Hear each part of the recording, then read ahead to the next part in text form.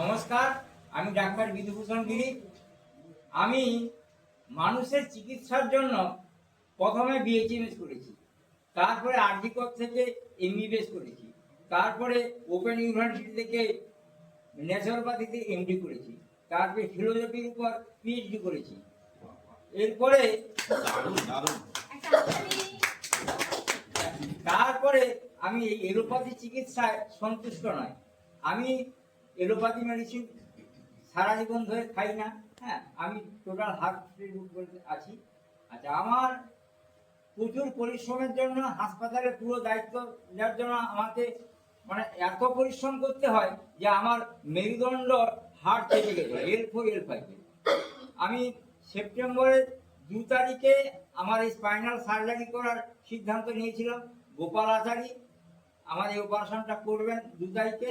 তার আগে আমি এই সমীর কুমার মণ্ডলের কাছে এসে সমীর কুমার ধারার কাছে এসে দেখালাম। উনি বললেন যে সব ব্যথার কারণ, সব রোগের কারণ হচ্ছে পায়খানার সমস্যা, আর আপনি পায়খানা পরিষ্কার হলে সব রোগ সেরে যাবে। বায়ু দোষই সকল দোষের কারণ, আপনার অপারেশন লাগবে না। তা আমি নিজে ন্যাচারোপ্যাথি এমডি, কিন্তু এতদিন আমি 2000 সালে ন্যাচারোপ্যাথি এমডি করেছি, কিন্তু ন্যাচারোপ্যাথির উপরে এতটা দৃঢ় বিশ্বাস ছিল না। লোককে বলতাম, লোকে মানত না, হেও করতো। আমার ফ্যামিলি কেউ এগুলোকে পছন্দ করে না, পাড়া প্রতিবেশীরা কেউ পছন্দ করে না, কিন্তু আমি নিজের উপর নিজে এক্সপেরিমেন্ট করে আমি ভালো আছি, কোনো ওষুধ খাই না। তা সমীরবাবুর কাছে এসে যখন আশ্বাস পেলাম যে অপারেশন করতে লাগবে না, তারপর থেকে কোলন ডিটক্স নিলাম, আর একটা ইনডাইজেশন আর একটা লিভারের 2টো এক্সট্রাক্ট নিলাম, ও 2টো খেলাম। 15 দিন পরে আমার ব্যথা চলে গেল। দারুণ দারুণ। তারপরে সেপ্টেম্বরের 2 তারিখ থেকে এ পর্যন্ত আমার আর স্পাইনে কোনো ব্যথা নাই। আগে আমি এরকম দেখে গেছিলাম, তারপরে হাসপাতাল থেকে 1 মাস ছুটি নিলাম। অপারেশন করতে হবে, অপারেশন করার পরে 2 মাস আমাকে বিশ্রামে থাকতে হবে।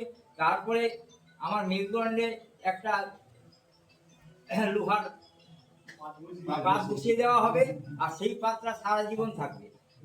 তা আমি নিজে একজন ন্যাচারোপ্যাথ, অথচ আমি মানুষের জন্য কিছু করতে পারলাম না। এই এলোপ্যাথি মেডিসিনের পিছনে দৌড়ে দৌড়ে মানুষের ক্ষতি করছি। তারপর থেকে আমি আর এগোলাম না। এই ফিওনা হার্বালের প্রোডাক্ট ব্যবহার করে এবং তাদের যে অ্যাক্টিভিটি সেগুলোকে ফলো করি। এখন মোটামুটি ভালো আছি। এরপরে আমার সিদ্ধান্ত, আমি ন্যাচারোপ্যাথি হসপিটাল করব, এবং অলরেডি